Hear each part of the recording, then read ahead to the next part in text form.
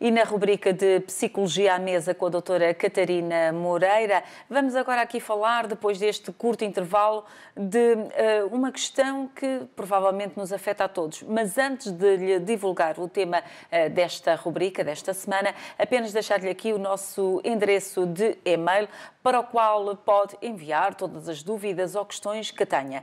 Então pode fazê-lo para cafedas9@angelustv.pt. E agora sim, o tema desta semana é o sentido do que é dito. Principalmente, vamos aqui tentar perceber o que é que não se deve dizer e o que se deve reforçar junto de uma criança quando o tema é a morte. E isto até no seguimento de um tema já abordado aqui no Café das 9 com a doutora Catarina. E doutora, de facto, o que é que deve ser dito?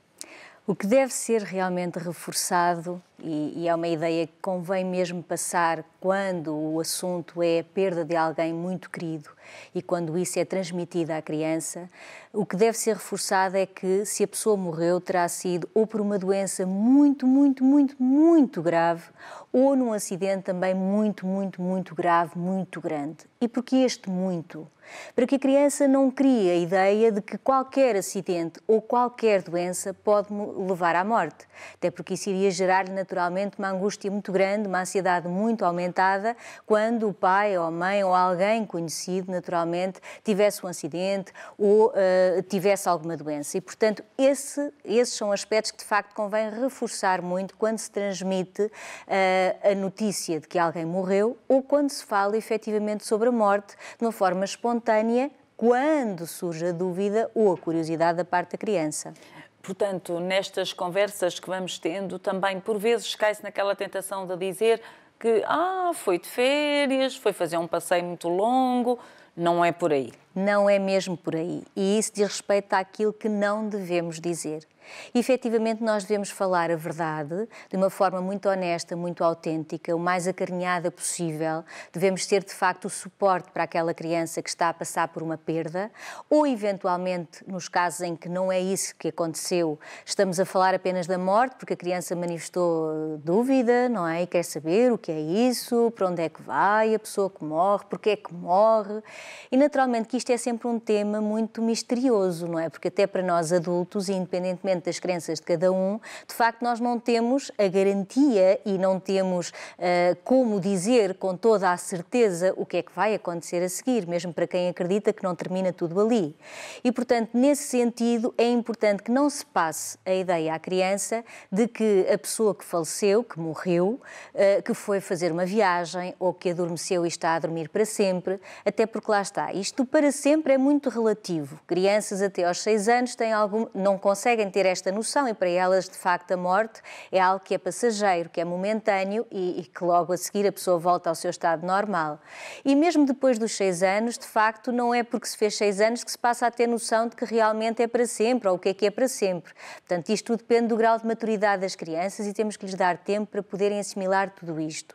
No entanto, estar a dizer que foi para fazer uma grande viagem ou que está a dormir para sempre pode gerar também dificuldade para esta criança, no sentido em que quando o pai ou a mãe ou alguém próximo vai fazer uma viagem, pode criar realmente angústia e ansiedade no sentido de ter receio que não volte.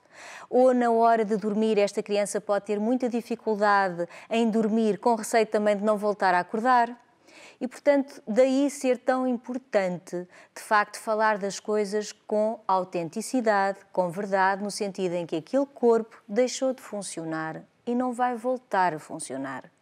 E nisto, olharmos para a natureza, de facto, e estabelecermos a comparação é sempre uma grande ajuda para que as crianças possam aos pouquinhos ir percebendo o que é isto da morte. Há a flor ou a planta que nasce, cresce e morre. Assim como nós, qualquer ser vivo. E, de facto, indo buscar esses exemplos muito práticos do cotidiano poderá ser uma ajuda para que a criança aos pouquinhos vá integrando esta ideia da morte. Muitas vezes nós próprios adultos temos dificuldade em lidar com esta questão da morte. Não é fácil para ninguém, penso eu, e para nós também não. E por vezes temos a tendência de, quando falamos do assunto, é num tom dramático. Apesar de facto, não ser fácil para quem enfrenta as situações. Mas com as crianças devemos evitar este dramatismo no tom com o qual falamos. Claro que sim. E isso levanta aqui aquela outra questão que abordámos há uns programas atrás, quando falávamos um bocadinho em torno deste assunto também. De facto, nós devemos tentar falar sobre a morte e é muito mais fácil fazê-lo quando o assunto não aconteceu, não é? Quando não perdemos alguém, mas devemos tentar falar de uma forma serena, tranquila, como fazendo parte da vida. Mas isto levanta outras questões, que é nós, para falarmos sobre a morte com os nossos filhos, com as nossas crianças, temos que elaborar também tudo isto dentro de nós enquanto adultos.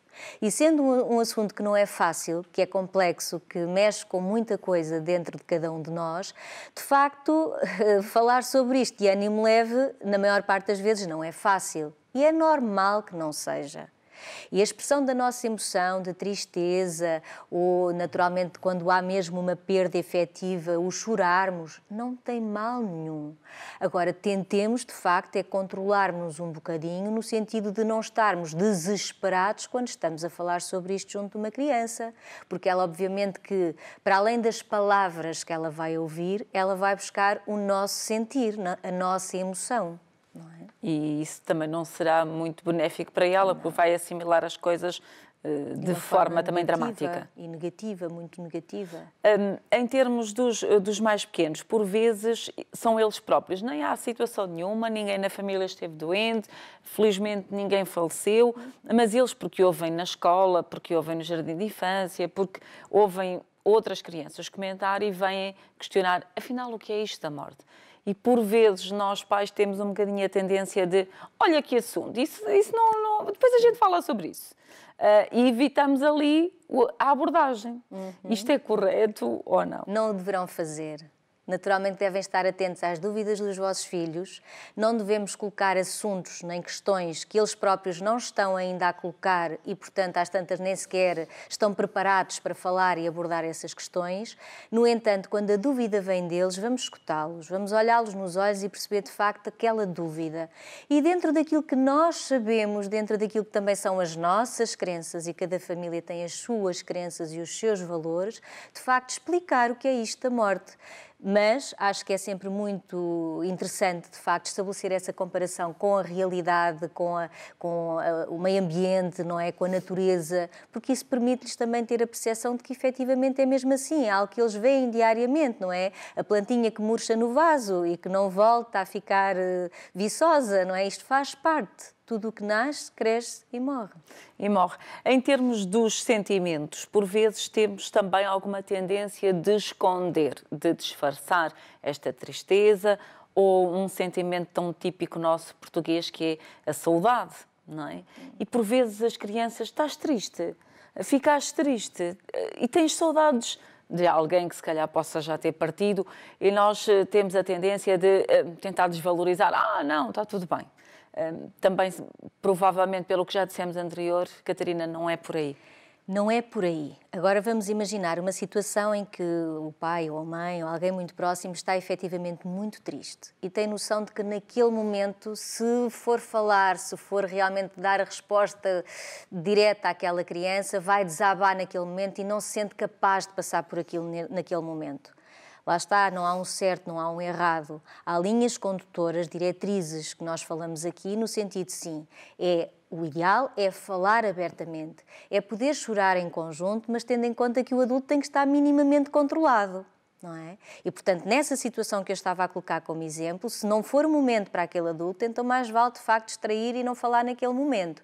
Agora, não evite é sempre, porque isso cria também na criança a ideia falsa de que, efetivamente, ele não está a perceber as coisas, quando na verdade ele está a perceber e está a sentir o sentir daquela pessoa que está à frente dela e, portanto, nós queremos ajudar as crianças a conseguirem discernir as emoções dos outros e delas próprias e dessa forma não vamos estar a trabalhar nesse sentido. Não é? Antes pelo contrário, Antes não é? pelo contrário. Por outro lado, também dá espaço à criança, ou permite-lhe compreender que é normal estar triste, é normal sentir saudades, é normal chorar. E por que não chorar naquele colinho daquela pessoa que também está triste e chora um bocadinho e naturalmente que a seguir se acalmam e a vida continua e acho que tem que ser mesmo com esta naturalidade, que não é fácil, não é? Reforço sempre aqui a ideia, nós ao falarmos das coisas parece tudo tão fácil, mas eu sei perfeitamente que nas situações isto não é assim tão de ânimo leve, mas faz parte. A questão é essa, é que faz parte da vida. Muito bem. Vamos ficar por aqui na nossa conversa, Catarina. Marcamos encontro para a próxima semana. Estivemos então aqui a falar de um tema que é a morte, até em continuação àquilo que já tínhamos dito em programas anteriores, e percebermos o que é que devemos ou não devemos dizer a uma criança e o que é que deve ser ou não reforçado junto das mesmas crianças quando o tema é de facto esta questão da morte. Mas ainda há muito mais neste Café das 9 para si.